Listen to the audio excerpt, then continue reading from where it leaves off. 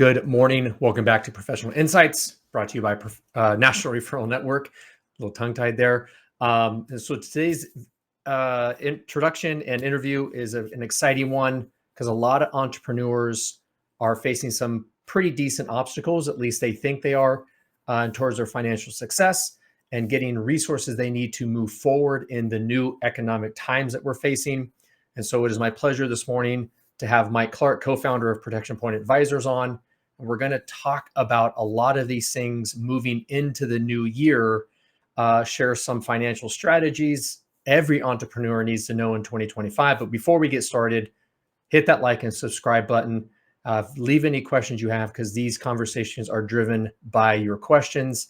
And so without further ado, Mike, welcome.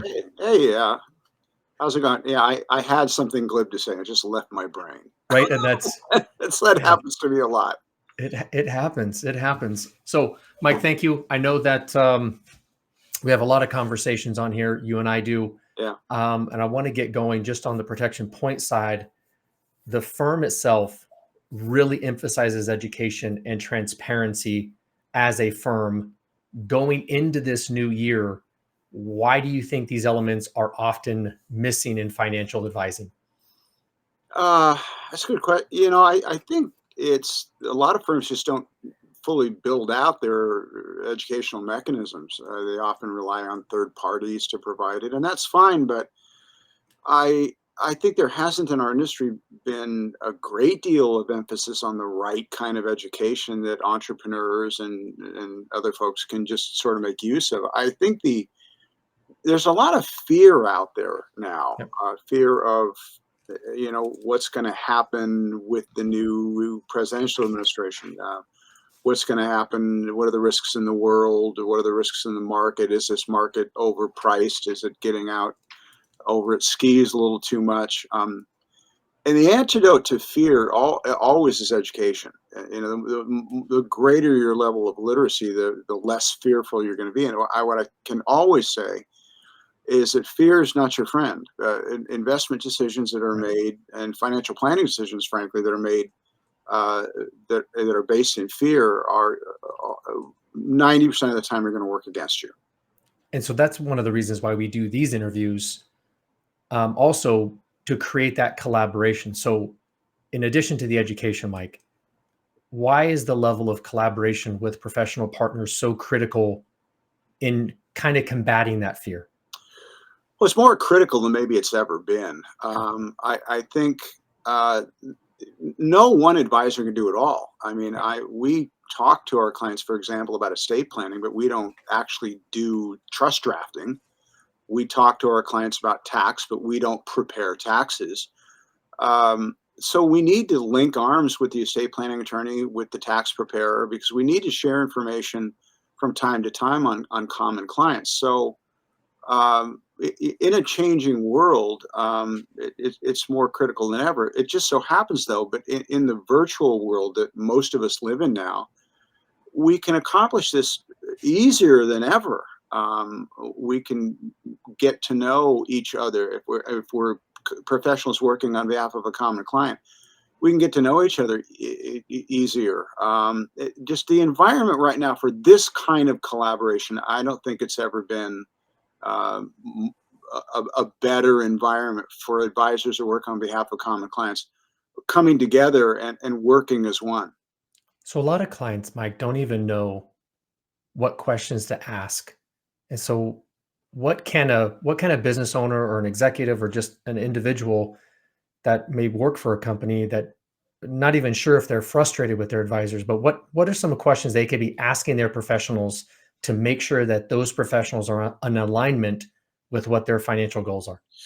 Well, I think first and foremost, before they start asking questions, they should determine if the person's listening to them. Because honestly, if you sit down with a professional and you don't feel like they're hearing you, they're not the right professional for you. So they should be asking you questions about you. What's important to you?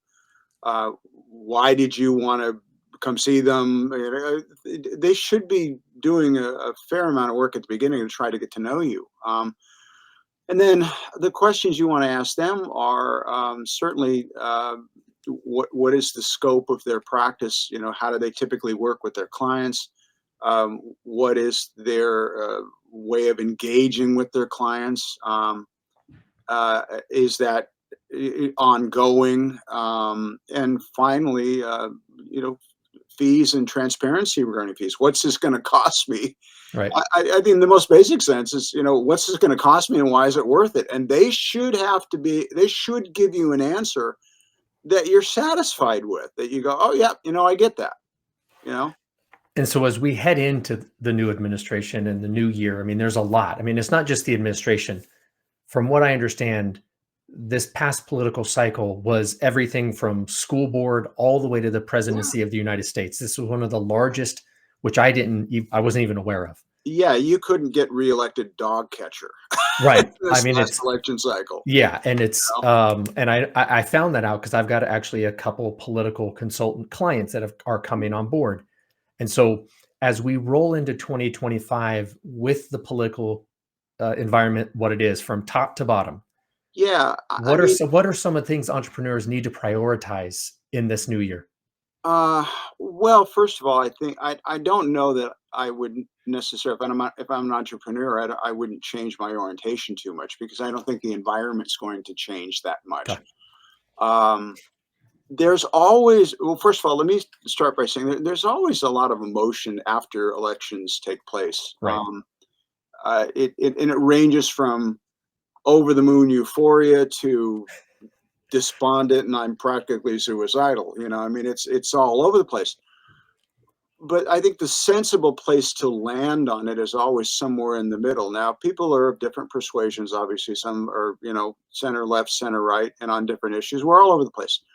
But landing in the center is the most sensible place to be, and understand that what gets talked about during campaigns seldom becomes reality. I Right. think most notable example right now is there's been a lot of talk about tariffs.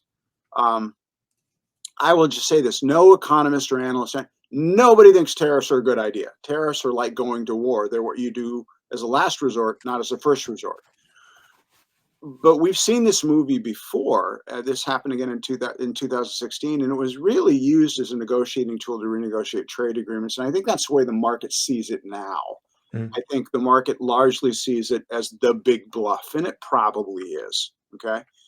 So that's just one thing that has induced a lot of anxiety, I think, amongst investors. I think if you're a small business owner, though, I think you can also be optimistic about a relaxed regulatory environment. And certainly, and by the way, going back to the tariffs, if you're a small business owner that happens to import stuff from overseas, I mean, there's an article in the Wall Street Journal several weeks ago about how small businesses that import a lot of materials from China are trying to stock up. Like in some cases, I want to get 4 years worth of supply just in case. So that's not the best thing. But again, I stand by my earlier comments. But tariffs have been around for a long time. I mean, tariffs aren't new. no, they're not new. I think again, if taken at face value, the proposed tariffs, and I guess to give you a little bit of history, back in 1930, the Great Depression, we had just come out of the stock market crash of 1929, and the Hoover administration is looking for, well, what can we do to stimulate the economy?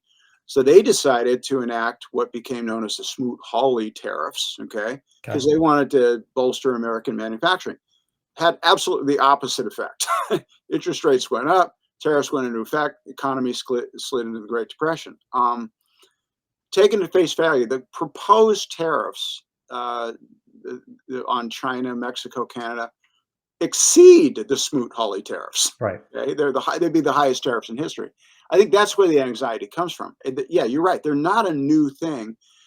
And they can be used effectively here and there. Again, more as trading, more as negotiating tactics than anything else. And I think this is, though, again, I'm going to stand by my earlier comments and say this is the big bluff. And I think the market agrees with that, because if the market didn't agree with it, you'd see the market gyrating a lot more than it is. Right. Okay.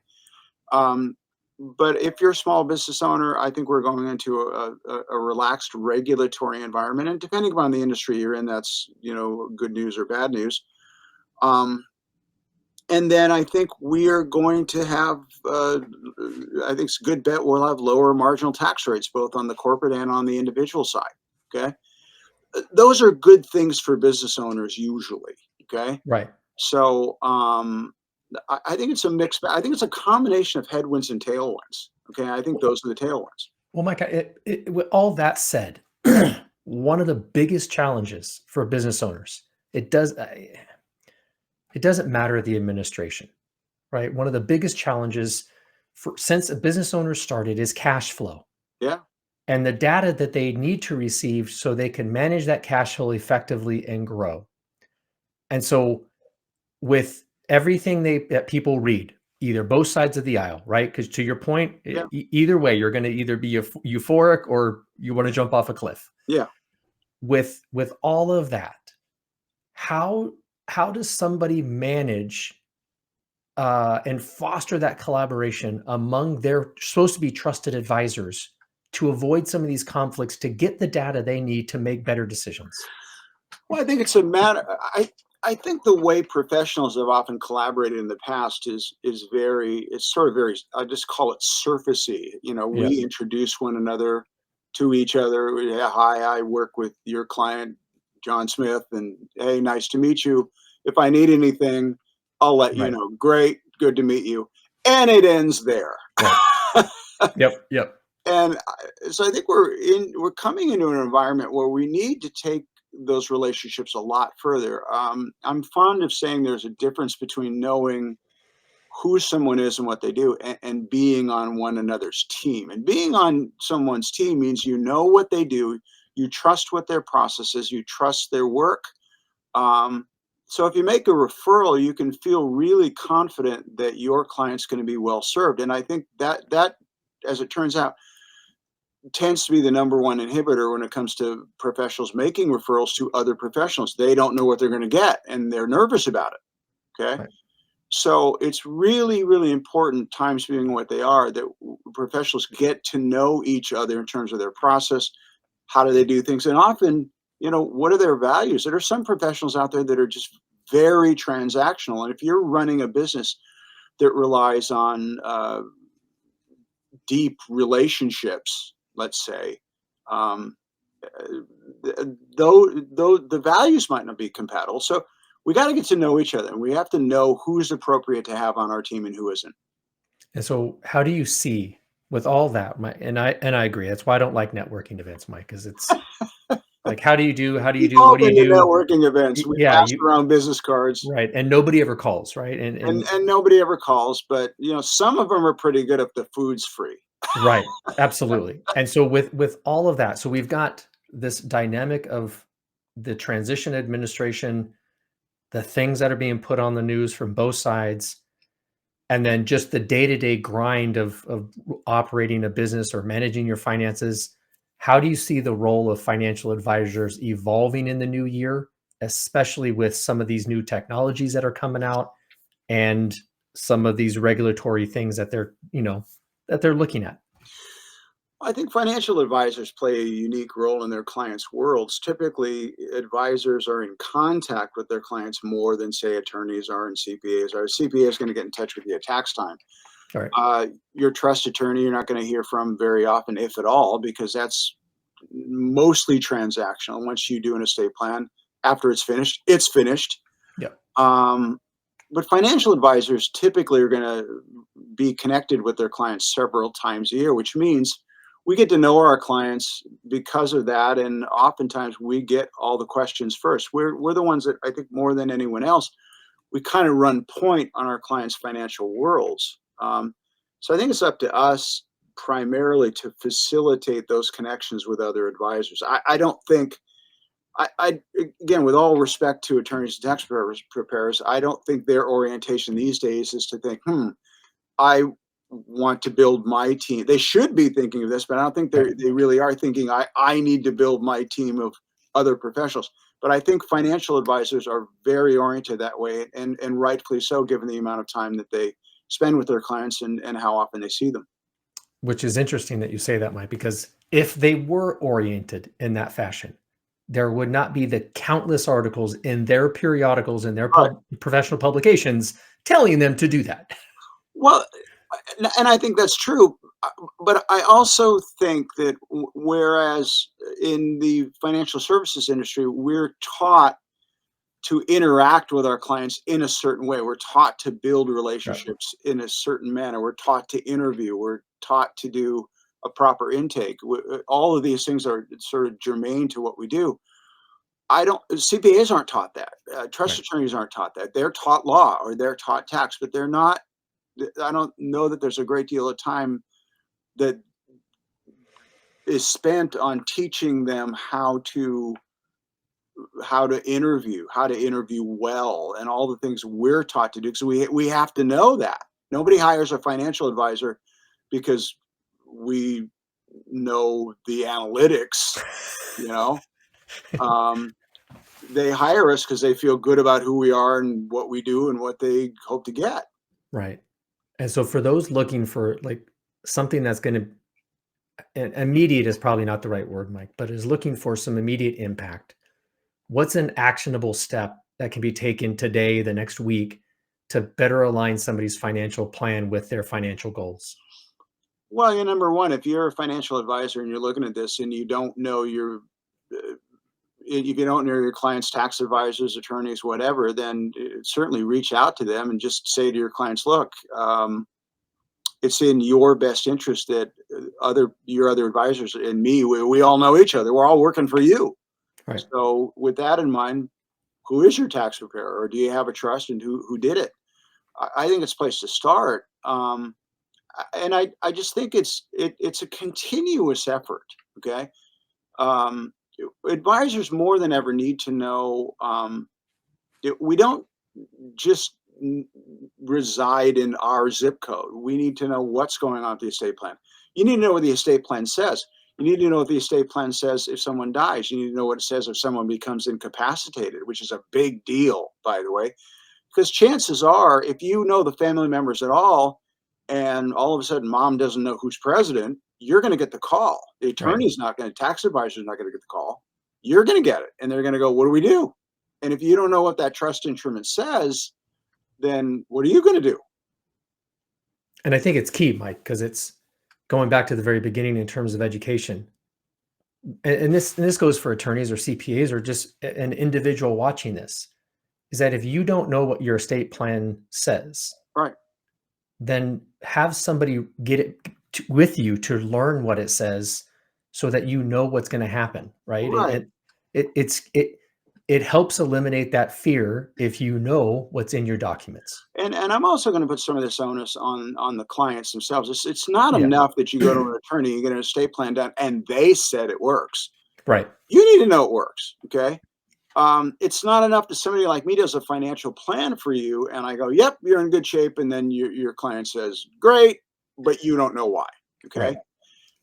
Look, we all, I think this is going to be a year where we're going to advocate elevating everyone's level of understanding. I don't want any of my clients to simply know that I think their financial plan works. I want them to understand uh, for themselves. Like here's what's running under the hood. Here's why your projections look the way they do. Here's why, if I'm saying they're optimistic, here's how I justify that. Same thing as going to a doctor. Doctor walks you through the tests and you're asking questions. And at some point, uh, especially as people get older, you to a certain extent, we all need to become our own advocates. Okay. Oh, 100%. Absolutely. And so, Mike, as we wrap up, what are some of the tools, resources, books that you talk to your clients about when they're looking to gain that deeper understanding of just the financial environment, not just their financial strategies? Well, obviously there are a lot of books out there. You can just go to your local bookstore and you can, throw a rock and probably hit two or three of them. Right. And you got to take a lot of what's said there with a grain of salt, because oftentimes these authors will give these sort of boilerplate recommendations that, look, the one thing I will say is this: financial planning, investing, all the things we're talking about, owning a business, being an entrepreneur, what have you, they're all specific to the individual. So no two individuals are alike situationally or otherwise. Okay. So it's very important that every advisor you work with customize what they do to fit you. It's not, well, you did this for my friend, I want you to do this for me. Well, this for you might not be the thing for you. Right. Okay. Um, but still, education is, there's no such thing as too much education on this. And again, there's all kinds of books and resources and whatnot. And then it's just a case of there's no such thing as a dumb question. The only dumb questions are the ones you don't ask. Which is funny because we've been taught that our whole lives. And yet I still have clients that they start a question with, this may be a dumb question. No, there's no dumb questions. And that's my response. And it's interesting that we don't challenge, we've never challenged doctors, but for some reason we put these professionals on pedestals without questioning them. And a question is just a question. Yeah. That's all it is. Just ask the question. Don't be afraid. It's not a dumb question. Ask it. Yeah. Ask as many as you want. A pocket full of questions. Ask them all. Yeah, we all, more and more, we all need to be working with teams of people. And each advisor, by the way, I'm a big believer in everybody staying in their lane. So your tax advisor probably shouldn't also be your financial advisor. Again, I know Right. some people have that, but I don't recommend that. Your attorney should not be your trustee. You know, I would not make my proctologist my dentist. You know, Right. so I mean, to yeah, I wouldn't do that. So I think we need to be aware of who has what expertise. Let them stay in their lane, but build your team, okay, and work with your team well. If you have a financial advisor that's doing their job, likely they can help you run point on all that stuff. Absolutely. Well, Mike, I certainly appreciate it. It's always great to have you on. Everybody, like, subscribe. If you have any questions, put them in the comments. One of us will answer them for you. And if not, we'll make a video of it. We'll bring a professional in and we'll answer those questions directly. So once again, Mike, thank you so much for the time and have a great day. Yep, you too, man.